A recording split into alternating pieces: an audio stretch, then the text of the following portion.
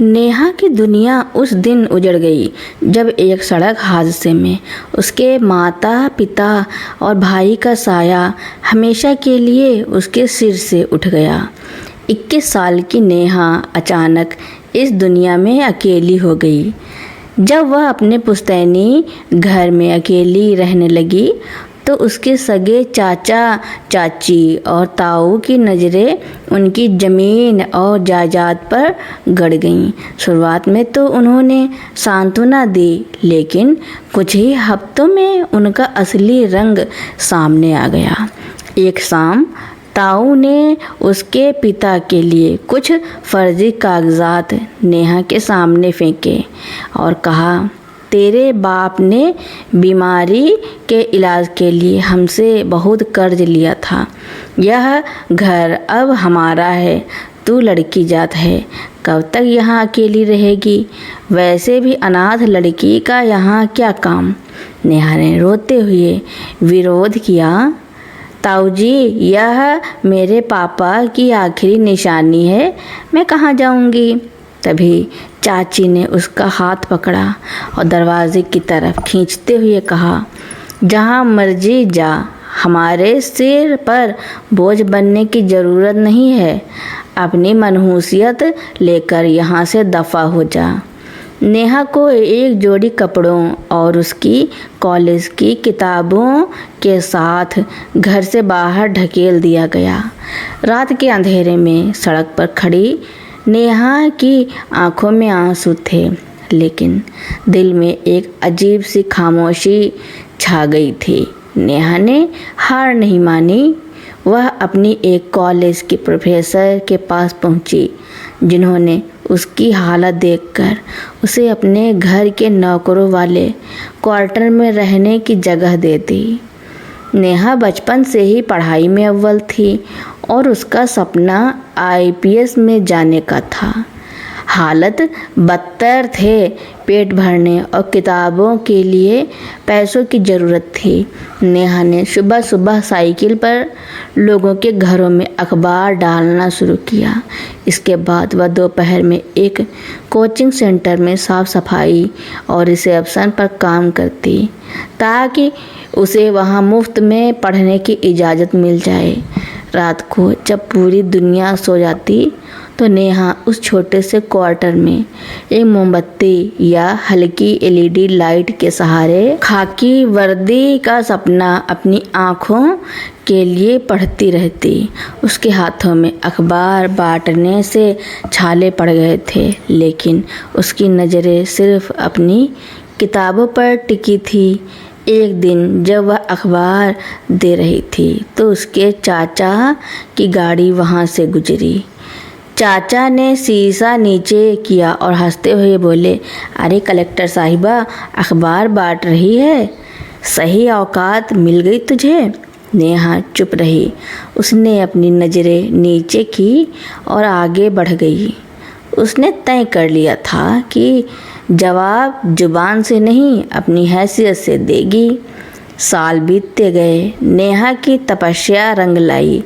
उसने UPSC की परीक्षा दी, प्रीलिम्स, मेंस और फिर इंटरव्यू। हर पड़ाव पर उसने अपने अतीत के दर्द को अपनी ताकत बनाया। नतीजे वाले दिन नेहा कंप्यूटर स्क्रीन के सामने बैठती थी। जैसे ही लिस्ट अपलोड हुई, ऑल इंडिया रैंक में रैंक 12 पर नाम लिखा था नेहा शर्मा।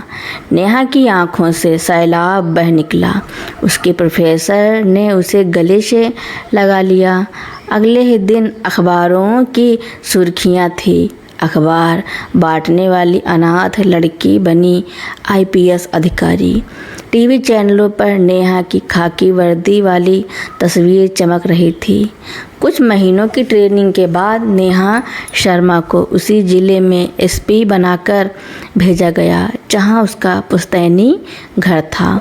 एक सुबह नेहा के आलीशान सरकारी दफ्तर के बाहर 4 लोग बड़ी मिन्नतें कर रहे थे।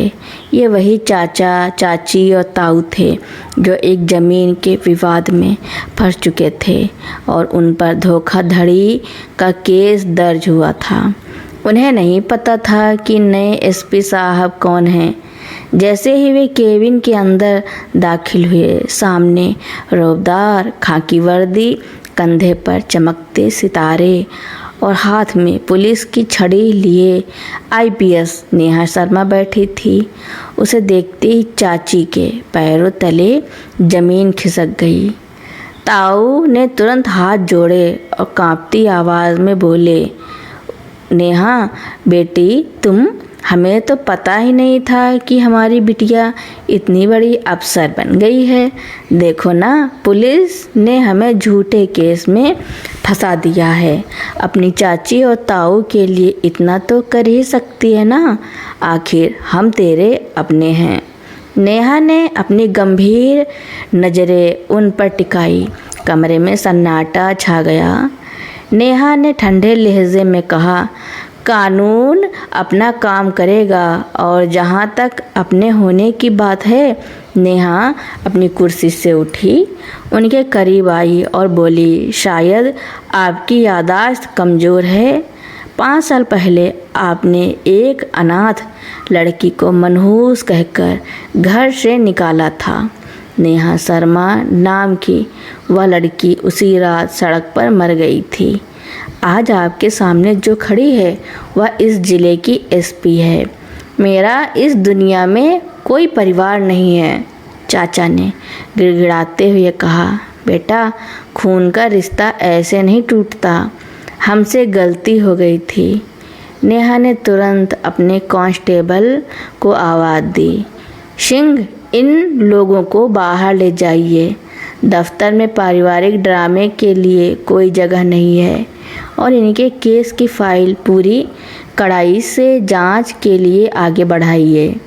जब वे लोग रोते और पछताते हुए बाहर निकल रहे थे तो नेहा ने खिड़की से बाहर देखा। आज आसमान साफ था और उसकी आंखों में अब कोई आंसू नहीं थे। उसने साबित कर दिया था कि अगर इरादे फौलादी हों तो दुनिया की कोई भी ठोकर आपको आगे बढ़ने से नहीं रोक सकती।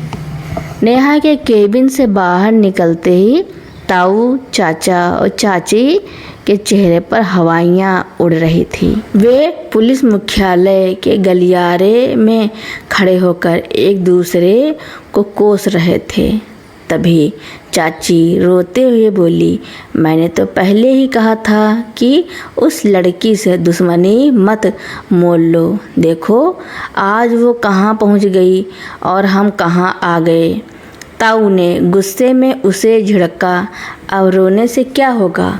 उसने साफ कह दिया है कि कानून अपना काम करेगा। अगर यह धोखाधड़ी का केस आगे बढ़ा तो हमारी बची खुची इज्जत भी मिट्टी में मिल जाएगी और जेल जाना पड़ेगा। सो अलग। घर लौटने के बाद भी ताऊ की अकड़ पूरी तरह ख़त्म नहीं हुई थी। उसने अपनी हार स्वीकार करने के बजाय एक नया पैतरा चलने की सोची। उसने गांव और समाज के कुछ बुजुर्गों को इकट्ठा किया। ताऊ ने सबके सामने अपनी आंखें पोंछते हुए नाटक किया। देखिए पंचो, नेहा हमारी ही बेटी है। मानते हैं अतीत में हमसे कुछ गलतियां हुई, लेकिन अब वह इतनी बड़ी अफसर बन गई है तो अपने ही बूढ़े ताऊ चाची को जेल भिजवाने पर तुली है। क्या एक बेटी को अपने परिवार के साथ ऐसा करना शोभा देता है? आप ही लोग हमारे साथ चलिए और उसे समझाइए। गांव के कुछ बुजुर्ग जो अभी भी पुरानी सोच के थे और पुलिस के लफड़ों से दूर रहना चाहते थे, वे ताऊ की बातों में आ गए। उन्होंने सोचा कि जिले की एसपी अगर अपने ही परिवार के साथ ऐसा करेगी तो समाज में क्या संदेश जाएगा। अगले दिन ताऊ और चाचा गांव के 5 रसूखदार बुजुर्गों को लेकर दोबारा नेहा के दफ्तर पहुँचे। नेहा उस समय एक महत्वपूर्ण फाइल देख रही थी। जब चपरासी ने गांव के बुजुर्गों के आने की सूचना दी तो नेहा ने उन्हें सम्मान सहित अंदर बुला लिया, क्योंकि वह अपनी व्यक्तिगत लड़ाई में समाज के बड़ों का अनादर नहीं करना चाहती थी। बुजुर्गों में से एक राम शरण जी ने बात शुरू की। बेटा नेहा, हम जानते हैं कि तुमने बहुत दुख झेले हैं, लेकिन अब तुम पूरे जिले की रखवाल हो। ये तुम्हारे ताऊ और चाचा बुजुर्ग हैं। इनसे जो भूल हुई उसके लिए ये पछता रहे हैं। अब तुम इस केस को यहीं रफा दफा कर दो और इन्हें माफ़ कर दो। आखिर परिवार तो परिवार होता है। नेहा शांत बैठी रही। उसने राम शरण जी की बात पूरी सुनी और फिर बहुत ही शांत लेकिन दृढ़ आवाज़ में बोली, राम शरण काका, आप मेरे पिता के समान हैं, इसलिए आपकी बात का मैं मान करती हूँ, लेकिन मुझे एक बात बताइए। नेहा अपनी कुर्सी से खड़ी हुई और ताऊ की तरफ देखते हुए बोली, 5 साल पहले जब इसी ठिठुरती ठंड में इन्होंने मुझे घर से बाहर निकाला था, तब क्या यह परिवार नहीं था? जब मैं सड़कों पर भूखी सोई, तब इस परिवार का खून कहाँ था? और काका, आज ये यहाँ माफ़ी मांगने नहीं आए हैं, बल्कि अपनी खाल बचाने आए हैं। अगर आज मैं एसपी ना होकर एक मामूली लड़की होती तो इनके खिलाफ शिकायत लेकर पुलिस के पास जाती, तो क्या ये मुझे माफ़ करते? राम शरण जी के पास इस बात का कोई जवाब नहीं था। उन्होंने शर्म से अपनी नज़रें नीची कर ली। नेहा ने अपने टेबल से वह फाइल उठाई जिसके लिए ताऊ परेशान थे। उन्होंने फाइल खोलते हुए कहा, काका, मैं यहाँ किसी से बदला लेने के लिए इस कुर्सी पर नहीं बैठी हूँ। अगर यह सिर्फ मेरा व्यक्तिगत मामला होता तो शायद मैं इन्हें इनके हाल पर छोड़ देती, लेकिन इन पर आरोप है कि इन्होंने फर्जी कागजात बनाकर मेरे पिता की ज़मीन हड़पी और सिर्फ मेरी ही नहीं बल्कि गांव के 2 और गरीब किसानों की ज़मीन पर भी अवैध कब्जा किया है। यह सुनते ही साथ आए अन्य बुजुर्ग चौंक गए। उन्होंने ताऊ की तरफ गुस्से से देखा। नेहा ने आगे कहा, एक आईपीएस अधिकारी होने के नाते मेरा कर्तव्य है कि मैं सच का साथ दूं। अगर मैंने आज अपने परिवार के नाम पर इन्हें छोड़ दिया तो कानून और इस वर्दी का अपमान होगा। कानून अपना काम पूरी ईमानदारी से करेगा। जो दोषी है उसे सज़ा मिलेगी। नेहा ने तुरंत इंस्पेक्टर को अंदर बुलाया और कहा, इन्वेस्टिगेशन पूरी हो चुकी है। कोर्ट से अरेस्ट वारंट आ चुका है। इन दोनों को तुरंत हिरासत में लिया जाए। ताऊ और चाचा के हाथों में जब हथकड़ियाँ लगी तो उनके अहंकार के सारे बुर्ज ढह गए। वे रोते हुए और पैर पकड़ने की भीख मांगते हुए दफ्तर से बाहर ले जाए गए।